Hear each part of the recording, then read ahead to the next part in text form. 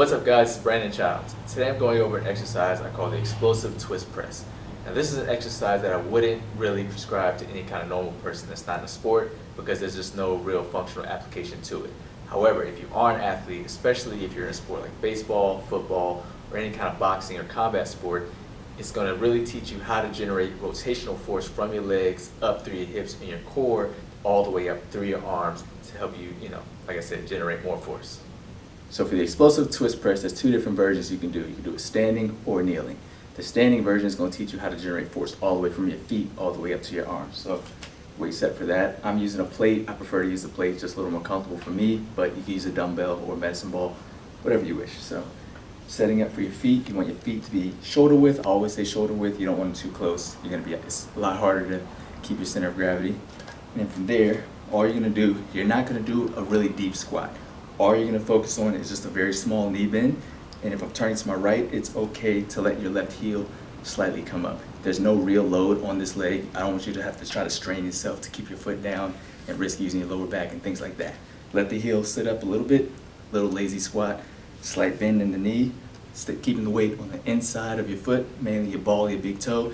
You don't want to ground down and sit through your heel because there's no real athletic movement that generates from your heels. You should never be on your heels in sports unless you're trying to slow down. But once you get there, nice little lazy squat. Keep the plate or whatever you're using close to your chest as you bring it in, elbow close to your body, like that. Don't let your chest drop down like that. You're gonna put yourself at a lot higher risk for hurting your back. Give yourself a nice 45-degree angle with your abs engaged, and then from there, push off the ball of your foot and rotate from your hip to initiate force from here up to here. Then you use this side of your abs and you go to extend the weight out in front. Obviously this is going to be a much more faster movement, so in slow motion it looks like that, but fast it looks like that. You're going to feel it in your arms when you extend out in front.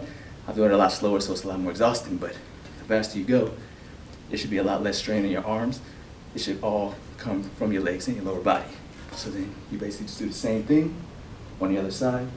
It's okay to let this heel come up, twist, and press. Now, pushing off the ball on my left foot, initiating my left glute, all the way up through to my left arm. So, full range or full motion looks like this. It's a nice, smooth, flowing movement. You shouldn't feel any kind of resistance in your arms. You're gonna get out of breath, obviously, but you shouldn't feel like your arms are fatiguing out if you're using the momentum from your legs. Now, the second version of this is doing it kneeling, which is going to help focus on you generating the force more from your hips and taking your ankles and legs out of the equation. It's a lot more challenging, but again, it's really good for developing how to generate rotational force from your hip up through your abs and things like that. So, same motion basically. Tuck your toes underneath you for some grounding. You don't want to sit down on the top of your feet. It's not going to be very comfortable. So then from there, exact same movement. You sit your hips back, keep the weight nice and close to your body. Your pelvis up in the front, your abs engaged. Don't let yourself arch Don't let yourself arch your lower back. You don't want to injure yourself. And then exact same thing. You want to push from your hip. Squeeze your glutes. Really emphasize squeezing your glutes at the top as you extend out in front. If you don't really emphasize that, more than likely you're gonna press using your lower back. It's not gonna feel very good. So here, squeeze your butt. Squeeze your butt. Really emphasize that squeeze at the top. Your body's gonna wanna lean back to compensate for that. It's gonna happen a little bit, it's fine. Just don't over-exaggerate and lean too far back. Because again, injuring your back, you don't wanna do that. The whole purpose of this exercise is to train your glutes with your abs to generate that force. Thank you guys for watching. Be sure to like and subscribe. And if you have any questions or requests, make sure you leave them in the comments so that I can continue to make content that'll bring out your ultra instinct.